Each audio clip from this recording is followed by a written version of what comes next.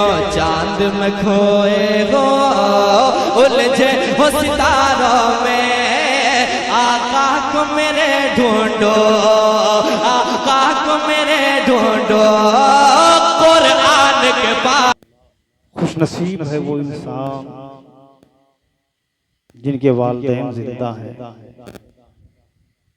माँ एक ऐसा लफ्ज है जिसकी चाशनी,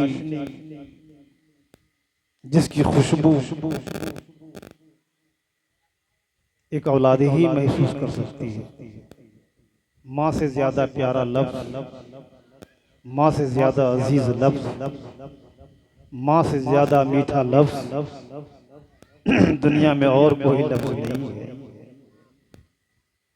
वालिदैन का मकाम बड़ा अजीम हुआ करता है। बिलखुसूस माँ एक औलाद के लिए बड़ी अजीम नेमत हुआ करती है। माँ से मुतअल्लिक बेपनाह अहादीस करीमा मौजूद है, जिनमें से सिर्फ एक टुकड़ा आपने अभी हज़रत अल्लामा मुफ्ती मोहम्मद सऊद आलम साहब से आपने समाअत फरमाया। और इस ज़िम्ने में ये बात कही जा सकती है कि लोग दुआएं लेने के लिए यहाँ वहाँ जाते हैं। खुशनसीब है वो इंसान जिनके वालिदैन जिंदा हैं, वो अपने माँ बाप की दुआएं लें। माँ बाप की दुआएं अगर आपके साथ हैं तो दुनिया में आप कामयाब हैं। माँ बाप की दुआएं अगर आपकी जिंदगी के साथ है तो दुनिया में कभी आप नाकाम नहीं हो सकते। माँ बाप की दुआएं लेने के लिए जाहिर सी बात है उन्हें खुश रखना बहुत जरूरी है। और इसीलिए कुरान पाक में बहुत ही वाज़ेह तौर पर इरशाद फरमाया गया, वबिल वालिदैन इहसाना, वालिदैन के साथ हुस्न सलूक करो। हुस्न सलूक एक ऐसा लफ्ज है जिसमें वालिदैन के साथ आपका बर्ताव, आपका अखलाक, आपकी गुफ्तगू, आपका तर्ज जिंदगी क्या होना चाहिए, वो हुस्न सलूक में सारी चीजें शामिल हैं। कुरान ने जुज़ियात में नहीं बताया कि माँ को बिरयानी खिलाना है, माँ को पुलाव खिलाना है, माँ को अच्छा लिबास देना है, माँ को अच्छा मकान देना है, माँ को अच्छी जगह देनी है। कुरान ने जुज़ियात में नहीं बताया, एक लफ्ज दे दिया हुस्न सलूक। हुस्न सलूक का सीधा साधा मफहूम यही हो सकता है कि जिस किरदार से तुम्हारे वालिदैन राजी हो जाएं वही तुम्हारे लिए हुस्न सलूक है। जिस गुफ्तगू से तुम्हारे वालिदैन राजी हो जाएं वही तुम्हारे लिए हुस्न सलूक है। हर हाल में माँ बाप को खुश रखना सिर्फ औलाद के लिए अखलाकी फर्ज नहीं है, बल्कि कुरान पे अमल करना और माँ बाप के साथ अच्छा सलूक करना हमारा इस्लामी दायित्व है।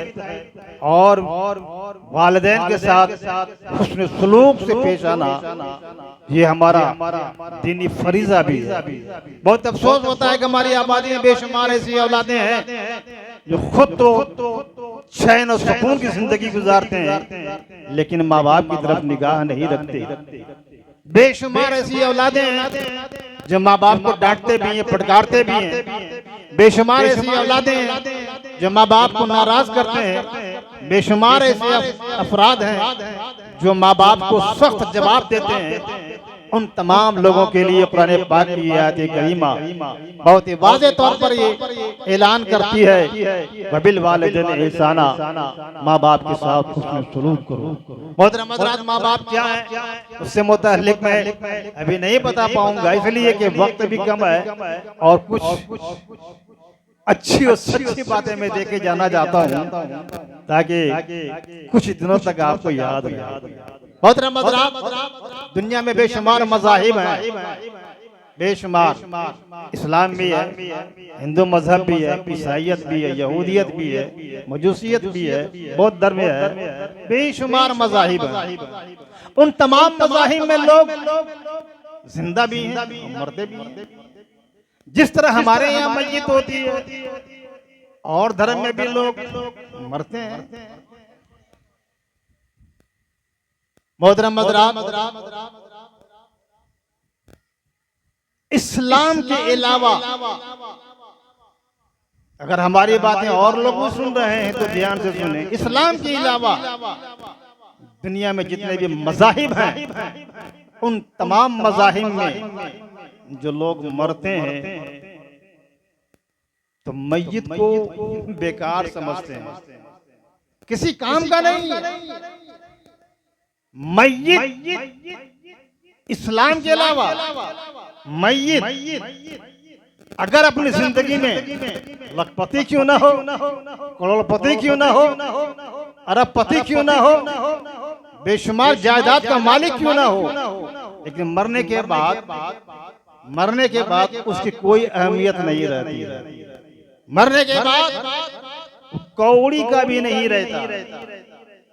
मोहतरम हज़रात, मैं सिर्फ ये दिखाना चाहूंगा, तवज्जो के साथ हमारी बातें आप सुनेंगे, कि दुनिया में जितने भी मज़ाहिब हैं, उन तमाम मज़ाहिब में हमारे यहाँ भी लोग मरते हैं, वहाँ भी मरते हैं, लेकिन वहाँ जो मय्यत होती है उसका कोई मकाम नहीं होता है, कोई अहमियत नहीं होती है, उसे जर्रा बराबर भी समझा नहीं जाता है। और यही वजह है कि हर धर्म में अपने अपने उसूल के मुताबिक अपना क्रियाक्रम करते हैं। हमारे हिंदू मजहब में मय्यत जब हो जाती है उसे जला दिया जाता है, पानी में फिर जो है उसकी राख बहाई जाती है। लेकिन हमारे यहाँ ऐसा नहीं, मजहब इस्लाम में ऐसा नहीं है। मजहब इस्लाम में जब लोग मरते हैं, मस्जिद का बड़ा अदब व एहतराम होता है, मस्जिद का बड़ा अदब व एहतराम होता है, बड़ी इज्जत होती है। मैं अभी उमूमी गुफ्तगू कर रहा हूँ।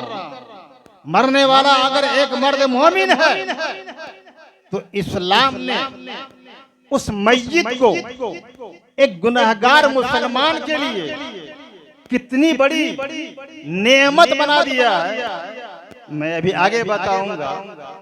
मोहतरम हज़रात, दूसरे मज़ाहिब में मय्यत होती है तो वो किसी काम की नहीं होती है, लेकिन मजहब इस्लाम में कोई अगर मरता है, मर्द मोमिन चाहे मर्द हो या औरतें हो, इस्लाम में अगर कोई मरता है तो वो मय्यत भी एक गुनहगार मुसलमान के लिए लाखों करोड़ों का सामान होता है।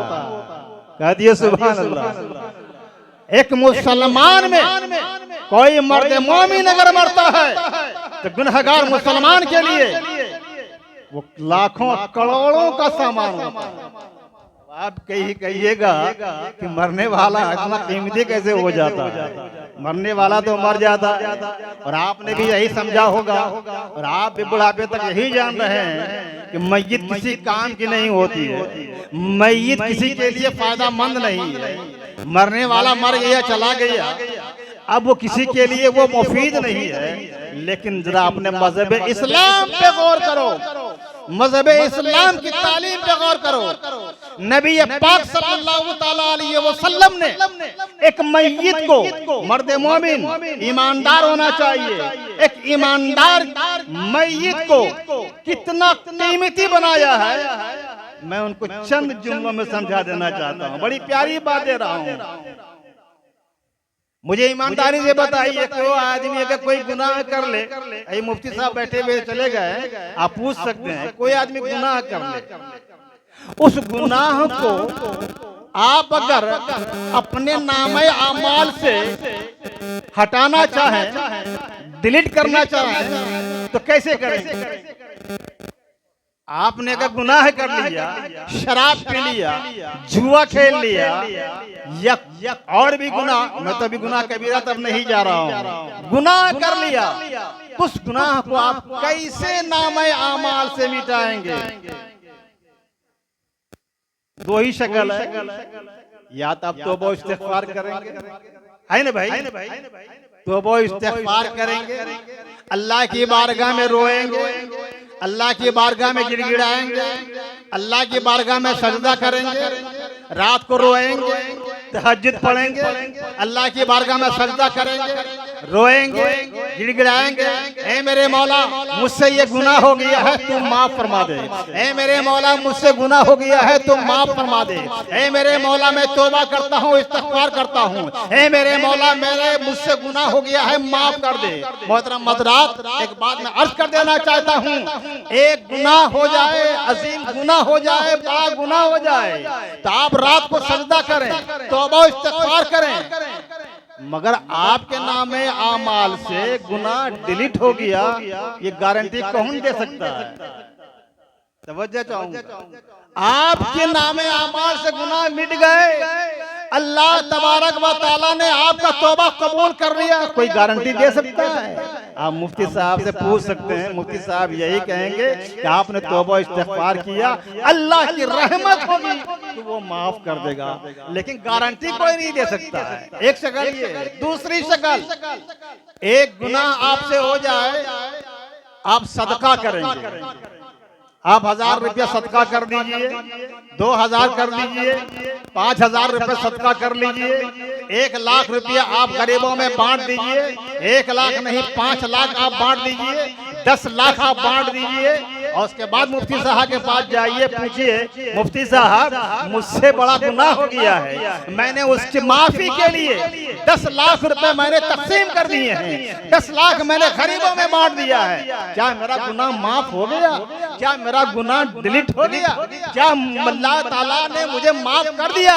मुफ्ती साहब यही कहेंगे, तुम्हारा सदका करना बेहतरीन, तुम्हारा सदका करना बड़ा अजर अज़ीम है, सदका करना अच्छा है, लेकिन गारंटी मैं नहीं दे सकता हूँ, वो अल्लाह की रहमत होगी जो तुम्हारा सदका कबूल कर ले और उसके बदले में तुम्हारा गुनाह माफ कर दे, वो अल्लाह की रहमत होगी जो तुम्हारा सदका कबूल कर ले और गुनाहों को माफ कर दे, लेकिन गारंटी मैं नहीं दे सकता। क्या समझा आपने?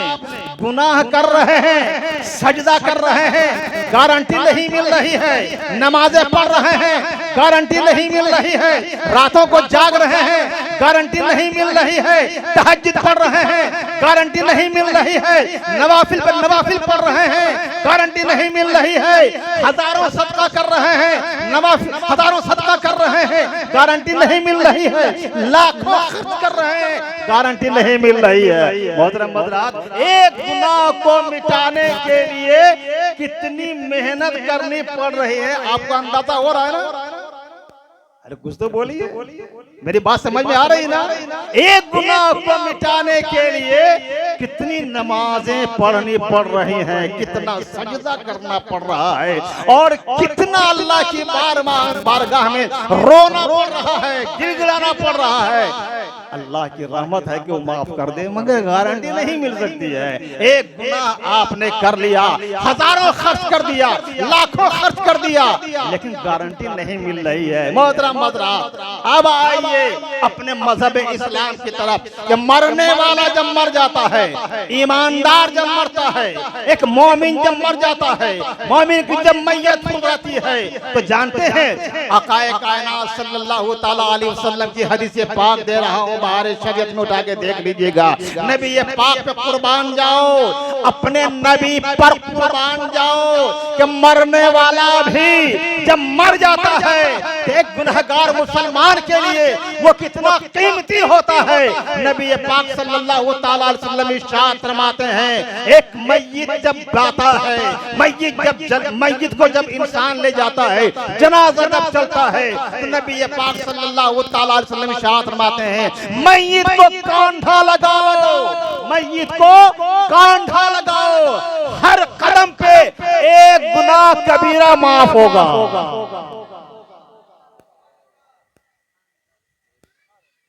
गुनाह कबीरा समझ रहे हैं?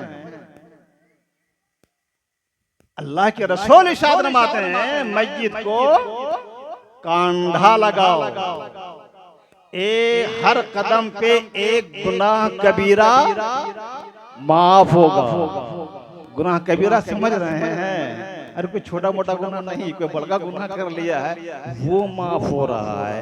एक गुनाह कबीरा को माफ कराने के लिए, एक गुनाह कबीरा को अपने नामे आमाल से हटाने के लिए, एक गुनाह कबीरा को अपने नामे आमाल से डिलीट करने के लिए कितना सजदा करना पड़ा आपको, कितना इस्तिग़फ़ार पढ़ना पड़ा, कितनी खुदा की बारगाह में आपको रोना पड़ा, कितना सदका करना पड़ा।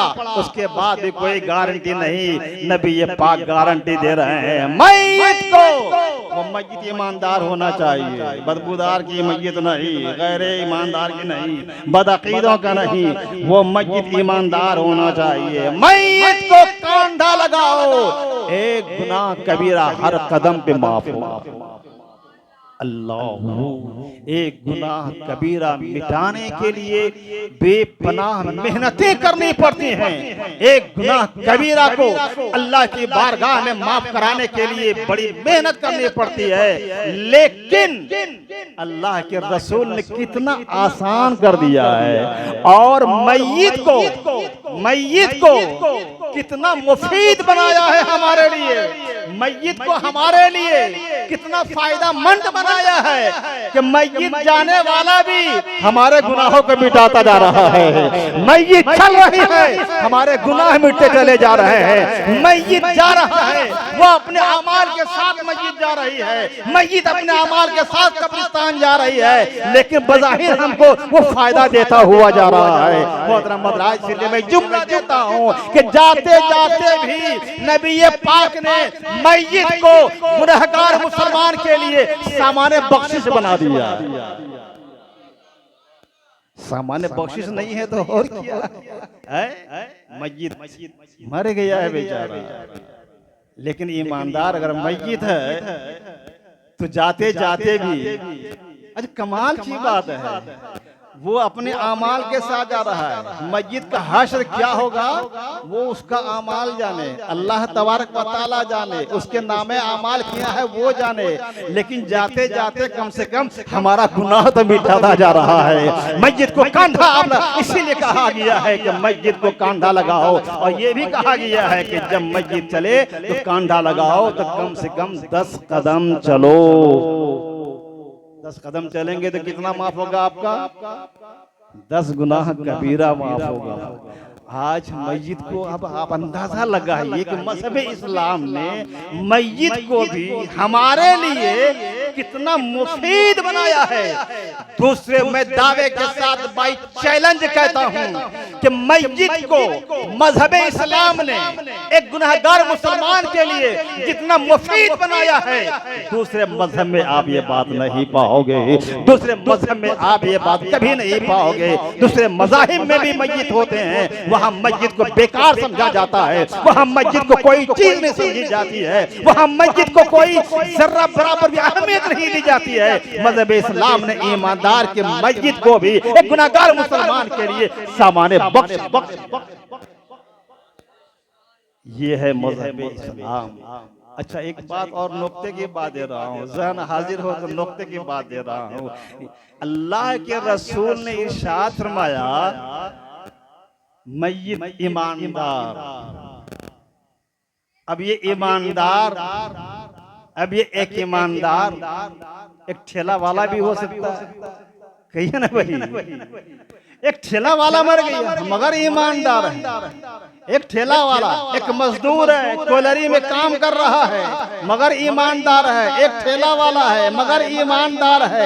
एक दुकानदार है मगर ईमानदार है। मजदूरी कर रहा है मगर ईमानदार है। कोदाल चलाता है मगर ईमानदार है। किसान है, अभी पढ़े लिखे की बात नहीं कर रहा हूँ मैं, अभी मैं ईमानदार की बात कर रहा हूँ। एक मामूली इंसान, वो इंसान जिसकी जिंदगी में कोई कीमत नहीं, जिसको दुनिया वालों ने, समाज ने कोई मकाम नहीं दिया।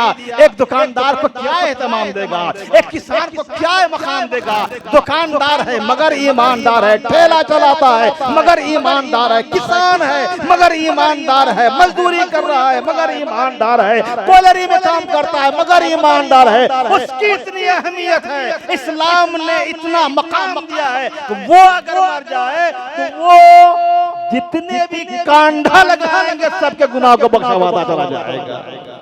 अच्छा कमाल देखिए मस्जिद को, एक आदमी ने कांधा लगाया, एक आदमी का गुनाह माफ हुआ। अगर दो आदमी ने कांधा लगाया तो दो आदमी का गुनाह माफ हुआ। अगर तीन आदमी ने कांधा लगाया तो तीनों का गुनाह माफ हुआ। अगर चार आदमी ने कांधा लगाया तो चार आदमी का गुनाह माफ हुआ। अरे मियां, मज़हब इस्लाम है, अल्लाह की रहमत है, नबी पाक की हदीस है, कांधा लगाने वाला चाहे एक हो चाहे 1,00,000 हो, कितना भी लगाएगा सब गुनाह माफ होता है।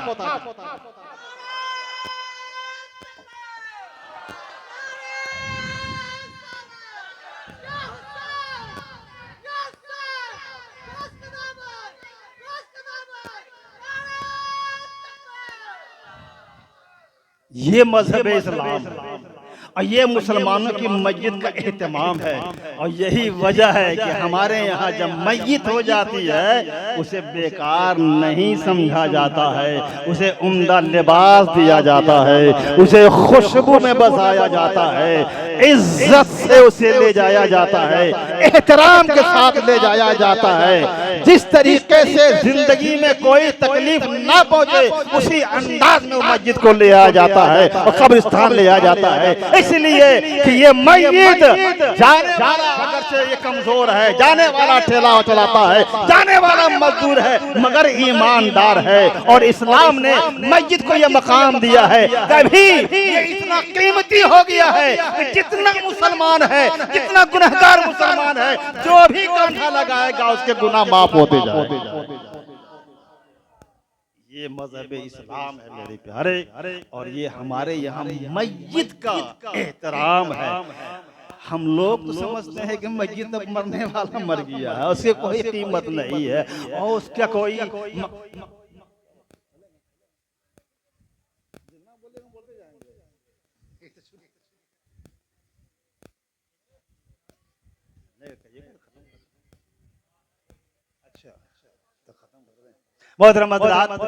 ये इस्लाम का जो फलसफा है, नबी पाक सल्लल्लाहु अलैहि वसल्लम ने मस्जिद को गुनाहगारों के लिए भी सामान्य बख्शिश बना दिया है।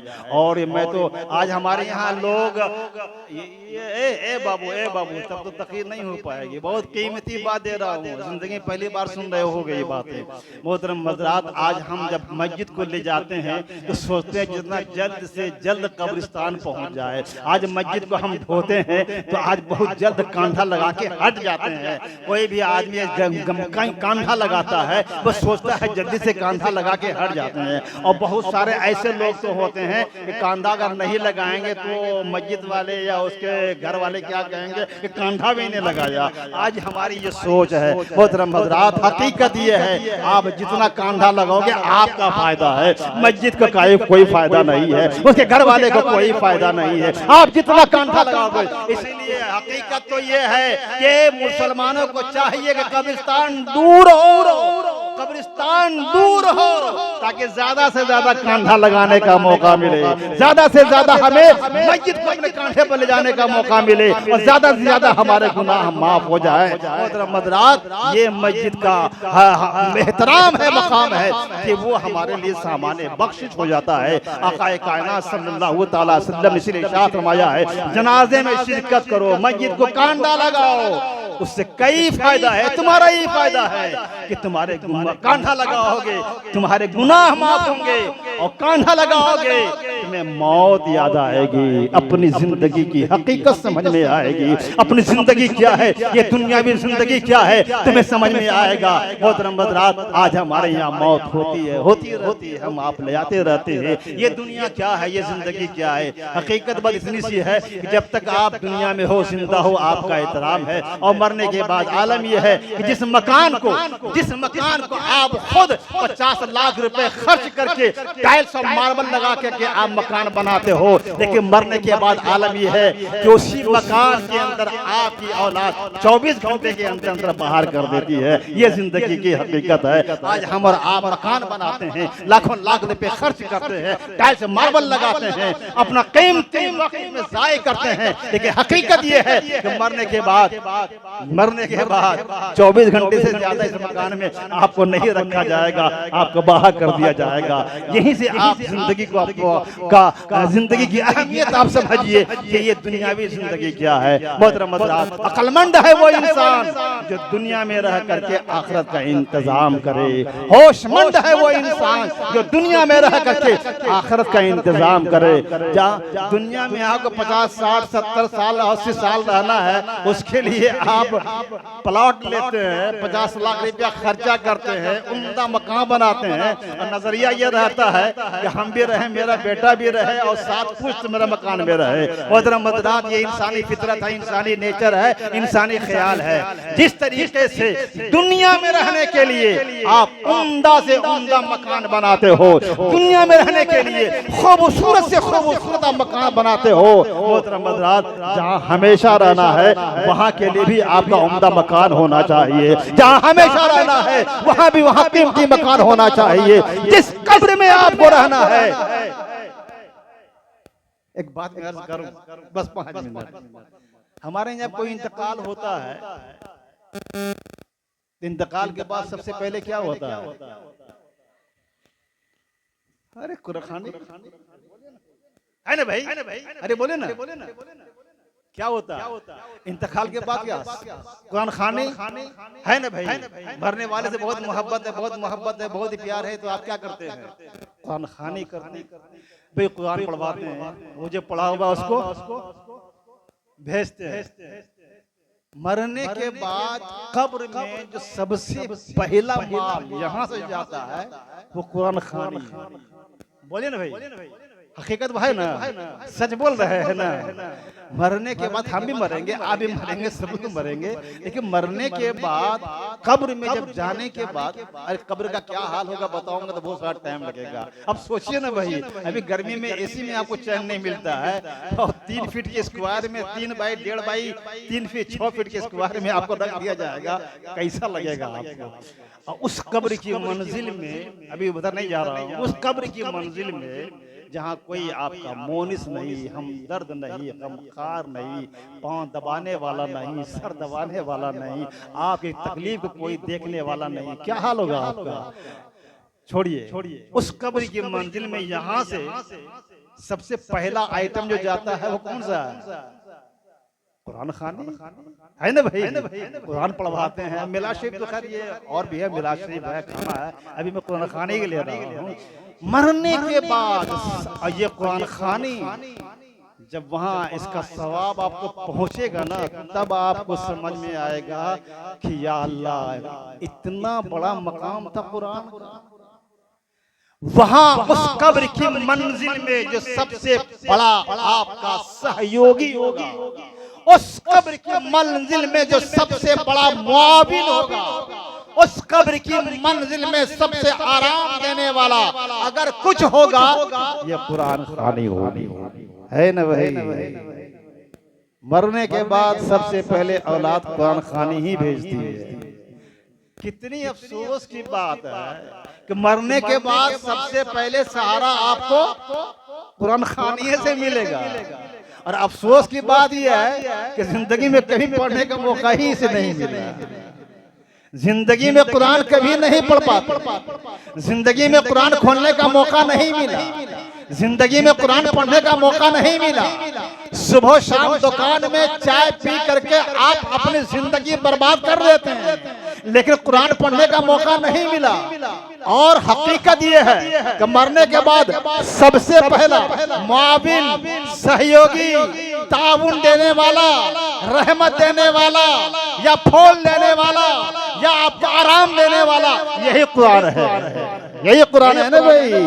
तो मरने के बाद जब सबसे पहले कुरान खानी ही मिलेगी हमें, तो जिंदगी में क्यों नहीं कुरान पढ़े हैं हम? जिंदगी में कुरान पढ़ना चाहिए, कुरान का मुताला करना चाहिए, सुबह शाम कुरान की तिलावत करनी चाहिए। कुरान के बारे में यह है कि आप कुरान शरीफ की तिलावत करेंगे तो कब्र की मंजिल में आपको रोशनी मिलेगी, कब्र की मंजिल में, उस तारीख मंजिल में आपको रोशनी मिलेगी। इसलिए कुरान की तिलावत होनी चाहिए। मोहतरम हज़रात, ये कुरान क्या चीज है, ये कुरान क्या चीज है, मैं क्या बताऊं, कुरान का क्या मकाम है।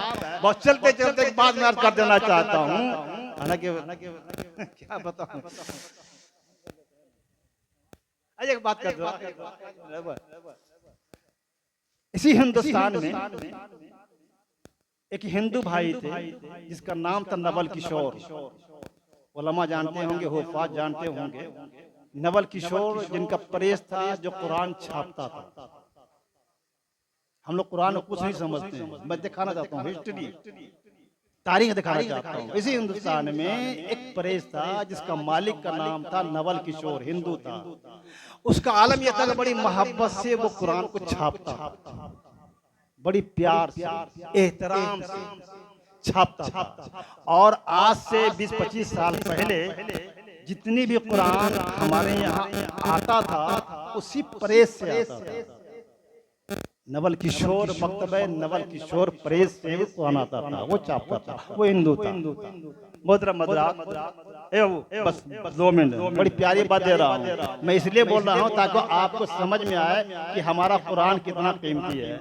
कुरान छापता था, कौन था? हिंदू भाई थे। कुरान छापता था, बस उसके दिल के अंदर सिर्फ ये था कि एहतराम से छापता था, यानी कुरान की आयत ज़ाय ना हो, पाँव न लगे, और नहा धो के जो भी काम करता था नहा धो करता था, बेअदबी नहीं होती थी, बस इतना ही था, एहतराम से छापता था वो। जानते हैं नवल किशोर के मरने के बाद, बड़ा आदमी था, नवल किशोर मरने के बाद उसकी चिता को जलाने के लिए लकड़ियां बिछाई गई, नीचे लकड़ी, वो भी ये लकड़ी भी चंदन की लकड़ी बिछाई गई थी, नीचे लकड़ी ऊपर लकड़ी। और मालूम होना चाहिए उनके पुत्रों ने, उनके लड़कों ने उनके ऊपर घी डाला। घी डालने के बाद जैसी माचिस से आग लगाया, आग नहीं लगी, नहीं जला, फिर घी डाला, फिर भी नहीं जला, फिर घी डाला, फिर भी नहीं जला, घी डालते जा रहा, नहीं जलता है, आग लगाई जा रही है, नहीं लग रही है। तारीख बोल रहा हूँ हिंदुस्तान का, और हमारे हिंदू भाई अगर सुन रहे हैं तो अभी सुने कि हमारा कुरान क्या है। कुरान को सिर्फ छापता था मोहब्बत से। इसी हिंदुस्तान में नवल किशोर साहब छापते थे। उनकी चिता को जब आग लगाई गई, मनो घी डाला गया, मगर उसे आग नहीं लगी, डालता गया, आग नहीं लगी। आखिर में उसके बेटे ने यह कह दिया कि मेरे बाप को नहीं जलाया जा सकता है, वो सिर्फ इसलिए, आग इसलिए नहीं लग रही है, ये कुरान छापते थे, मोहब्बत से छापते थे, कुरान छापते थे, मोहब्बत से छापते थे। इसीलिए मेरे पिता को आग नहीं लग सकती है। तारीख बोल रहा हूं। आखिर में हिंदू रस्म और रिवाज को छोड़ करके जिस तरह एक मुसलमान अपनी मैयत को दफनाता है, उसी तरह नवल किशोर को दफनाया गया। जो कुरान छापे, जुमले बस नुक्ते की बात, जो कुरान छापे, जो कुरान छापे उसको आग नहीं लग रही है। बात समझ आ रही है? जो कुरान को छापे उसको आग नहीं लग रही है। जिस दिल में ये कुरान उतर जाए, क्या वो जिस्म जल सकता है? क्या वो जिस्म सड़गड़ सकता है? मेरे प्यारे, ये हमारा कुरान है। इसलिए यहीं से इस्लाम ने मजाज दिया, कुरान ने ये जहन दिया कि कुरान को मानने वाला चाहे मुसलमान क्यों ना हो, चाहे दूसरे मजहब का क्यों ना हो, जो भी मुझे सीने से लगाएगा हम उसके लिए रहमत साबित हो जाएंगे। प्यारे, कुरान का एजाज, ये कुरान का एजाज है जो नवल किशोर को आग नहीं लगी। मोहतरम हज़रात, आज हमारा, आज अफसोस की बात यही है कि आज इतनी अजीम दौलत रखने के बावजूद आज हम कुरान से दूर रहते हैं, जबकि मरने के बाद सबसे पहले ये कुरान ही हमारे पास भेजा जाएगा। मोहतरम हज़रात, बड़ी देर हो गई, बड़ी कुछ बातें निकल गई और वक्त भी बहुत काफी हो गया है, गर्मी भी लग रही है। अल्लाह तबारक व तआला हमें कुरान पढ़ने की तौफीक रफीक इनायत फरमाए और बिलखुसूस दुनिया में रहने के बाद यहाँ का इंतजाम कम, आखिरत का इंतजाम ज्यादा कीजिए। दुनिया में रहने के लिए आप मकान बनाते हो, सोचो जहाँ हमेशा रहना है वहाँ हमने अपने लिए क्या बनाया है। अक्लमंद है वो इंसान जो जाने से पहले वहाँ का इंतजाम करे, होशमंद है वो इंसान जो जहाँ जाने से पहले वहाँ का इंतजाम करे। अल्लाह तबारक व तआला हमें नमाज पढ़ने की तौफीक रफीक इनायत फरमाए और बिलखुसूस ईमानदारी के साथ अल्लाह अल्लाह के रसूल के सुन्नतों के मुताबिक जिंदगी गुजारने की तौफीक रफीक इनायत फरमाए। जिंदगी क्या है, अनासिर का ज़हूर तरतीब, मौत क्या है, इन्हीं अज्जा का परेशान होना, मौत को समझे हैं गाफिल, इख्तिताम जिंदगी है ये शाम जिंदगी, सुबह दवा में जिंदगी। वाखिर दावाना अनिल हम्दुलिल्लाहि रब्बिल आलमीन। अस्सलामु अला मन इत्तबअल हुदा।